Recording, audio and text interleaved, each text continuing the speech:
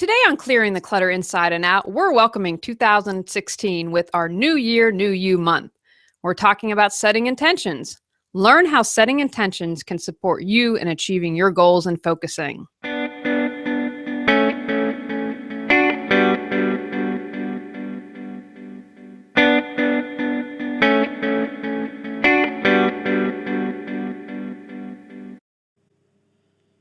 Welcome to Clearing the Clutter Inside and Out with Julie Coraccio. Every Tuesday at 1 p.m., hear easy-to-implement tips on decluttering all areas of your life: physical, mental, emotional, spiritual, and energetic.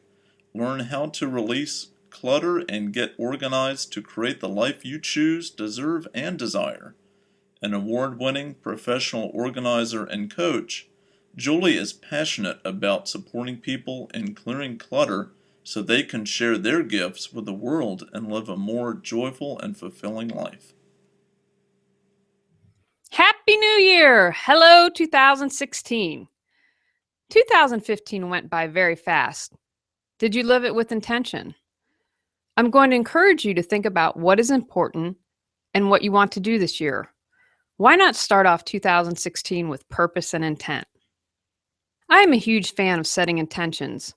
I see my intentions as a roadmap to live more mindfully and to be present. From intentions, I can create my goals. When I am focused and know what is important, it is easier to release what isn't important, i.e. clutter. When you set your intentions, it should be easier to release clutter as it allows you to become more clear and focused. With intentions, there's a good chance you will make choices that support what you choose and desire to create. I still haven't been able to completely quiet my mind, body, personality, ego, whatever you choose to call it.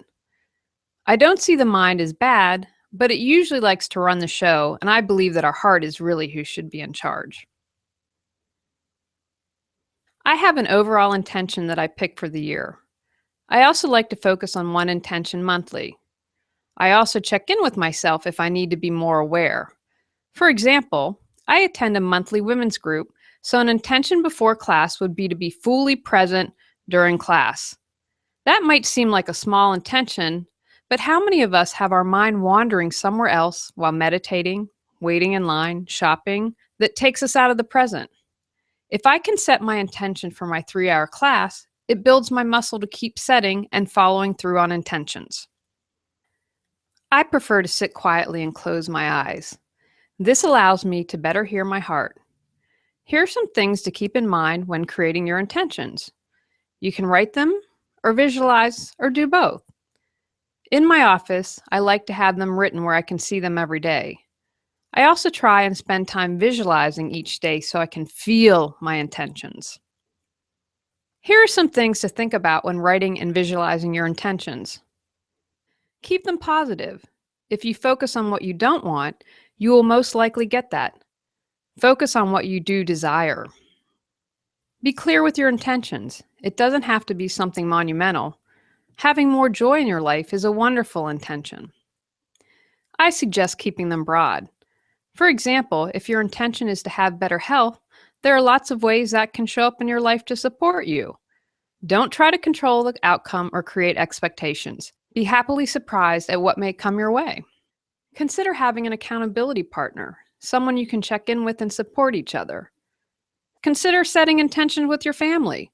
What is it as a family you would like to create? You can check in with each other to see how you're doing. Be present with your intentions. If you find yourself drifting to the past when something didn't work, take a deep breath and come back. If you find yourself anxious about the future, come back with a deep breath. Remember, your point of power to change and create is in the present moment. January is Get Organized month and a great time to declutter and start the year clutter-free to create the life you choose, deserve, and desire. For the entire month of January, we have special discounts exclusively for podcast listeners on our Declutter Your Life course, either the workbook or video, the How to Get Organized video collection, and the Do-It-Yourself Home Organization Game Plan. The discount code is PODCAST. Visit reawakenyourbrilliance.com for more information. Do something towards your intentions every day. If you want more joy, ask yourself, what could you do today to bring joy? Acknowledge yourself when you make a choice towards your intention. My big intention for 2016 is gratitude. I am committed to every day on my Facebook personal page writing something that I'm grateful for. I'm looking to be very mindful at this. This isn't just something to cross off on the to-do list, but to really take the time and think through and acknowledge what I'm grateful for. Detach from the outcome. If you're choosing better health, maybe you discover you love yoga, although that wasn't something you would have considered. The universe, God, higher self, whatever you're comfortable with using, can come up with some pretty amazing stuff when you let go of trying to control.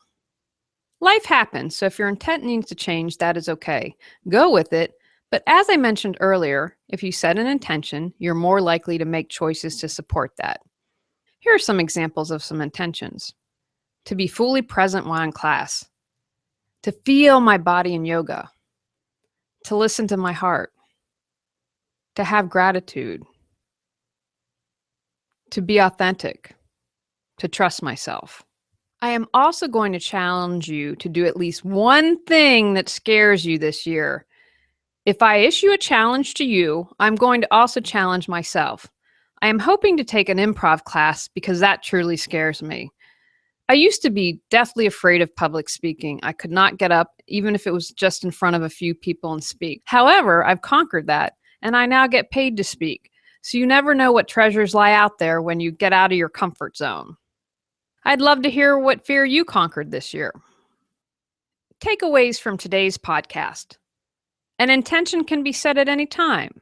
Before a class, each day, for the year, choose what feels right.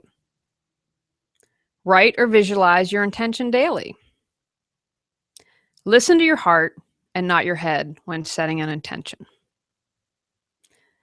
Go out, clear the clutter to create the life you choose, deserve, and desire. Thanks for listening to Clearing the Clutter Inside and Out. Sign up for our newsletter and receive a free copy of our 10 clutter-free living tips. Ready to create the life you choose, deserve, and desire? Learn about Julie's services including coaching, classes, affirmations, aromatherapy, and her unique How to Declutter Your Life course and more at reawakenyourbrilliance.com. Don't forget to subscribe and join us next Tuesday at 1 p.m. Remember, the journey of 1,000 miles begins with one step.